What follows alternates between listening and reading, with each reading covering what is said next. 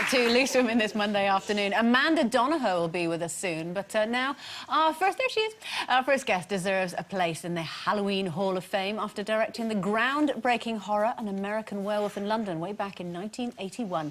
2 years later, he continued to instill the fear factor into the 80s generation when he got behind the camera to direct the classic Michael Jackson video, Thriller. Oh, please welcome an expert in the field of fear, John Landon.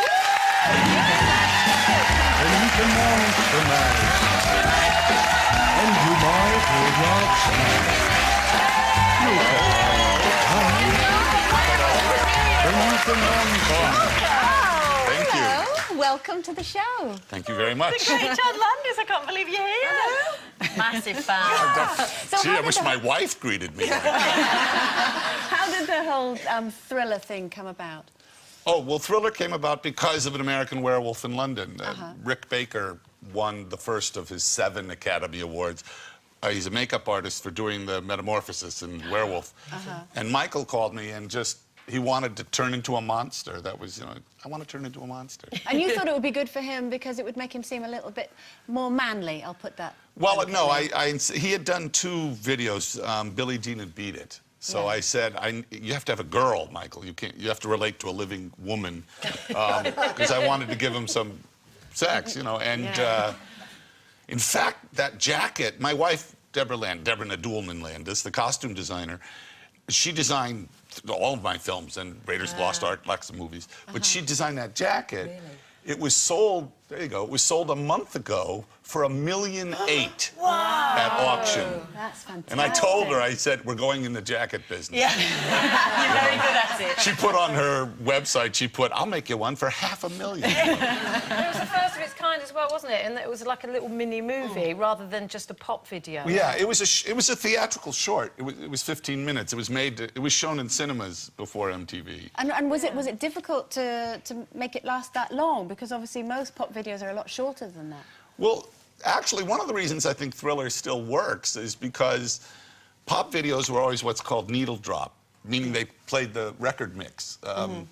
And on Thriller's about a 3.5-minute song, and when you watch the movie, it's about 12 minutes long. I took the original tracks, completely recut them and remixed them, and it's a different piece of music. That's why whenever you see people do the Thriller dance, there's always the moment where they're sort of walking around kind of, when does it start? Because it's different in the short. What did Michael feel about at the end when you played what you turned up? Michael was no, he was delighted. He was, Mike, when I made Thriller, he was a total pro. He was 20, he'd been performing since he was 6. And no, he was wonderful. Although they were Jehovah's Witness. Catherine Jackson's father was a deacon in the church. He used to wear a boater, have a cane. He was a very dapper guy. And the church was quite horrified by Thriller. That's where that title came from. That was my compromise. No, but Mike loved it. Yeah, one of my favourite films of all time is American Werewolf. I remember American Werewolf in London. I remember first watching it and thinking, this is a perfect film because at one minute you're laughing. Really, really funny stuff in there, and the next minute with the walking, and it was like amazing. This show, isn't it? You're laughing and crying I like laughing and crying, you see, John. I watched you guys.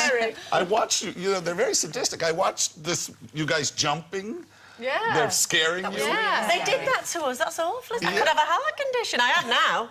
So, John, what would you say are your favourite horror films of all time? Oh, there are many. I mean, horror and fantasy, they're just metaphors, that's the book is about, which is, you have to mention, that's why I'm here. Yes, here it is. There it is. Wow. Monsters in the movies, but I have a lot. It's a gorgeous book, isn't it? Thank you. It's beautiful. Yeah, I'm very... Do you know who's in it? Yes, I do. Hang on, I found the page. There's a picture of a lady with her boobies out, so I'm going to put a piece of paper over that. See that lady down in the bottom corner? See who that is? That's the next guest. Yeah. Amanda. There she is. Look, there she is. Oh, Amanda, what film was that? Can you remember? Is, Ken Russell's The Lair of the White Worm. It's based on a Bram Stoker novel. She was really scary in that, too. And sexy, elegant, sexy. But that is the whole horror genre, really, isn't it? It's combining the two successfully. Well, it's a lot deeper than that, actually. It's just horror and fantasy. Humans, what I learned writing this book, with these hairless apes here, we're scared to death. And what we're scared of is interesting. We are frightened of what we don't know. Yeah.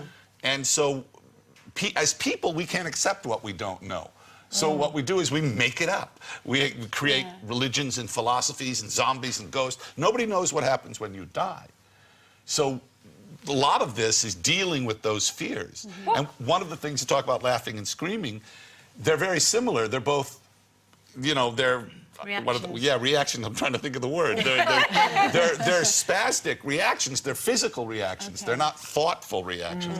And comedy and fear are very similar. And did you see what you guys did as soon as you were horrified? Laughed. Started laughing. Yeah. And that's how we deal with this stuff. And that's what this is. You know, Joe Dante in the book says, you know, name the monster, name the metaphor. Yes. You know. But what criteria did you use to put... I mean, there's loads of monsters in films, isn't there? You've got them all hundreds. in there. Yeah, so... well, I don't have all of them, but there are Well, in the book, I talked to Christopher Lee and Sam Raimi and Ray Harryhausen and John Carpenter and Joe Dante and David Cronenberg and Guillermo del Toro. A lot of people who've made monster films. They all disagree. That's really an on what a interesting monster point. is, because what is it that's... You know, it's like people misunderstand. You know how people say they're afraid of the dark? No one's afraid of the dark. We're afraid of what we can't see in the dark. You know, just ignorance is what scares us the most. What scares you? People. I'm not afraid of any vampire or werewolf or ghost. I'm afraid because there's a chapter in there on human monsters, you know, like Norman Bates or Halloween. Or the one that scared me to death was Texas Chainsaw Massacre, because those people exist. Yeah. My gran used to always say that. You want to be scared of the living, love, not the dead. Not the dead, yeah.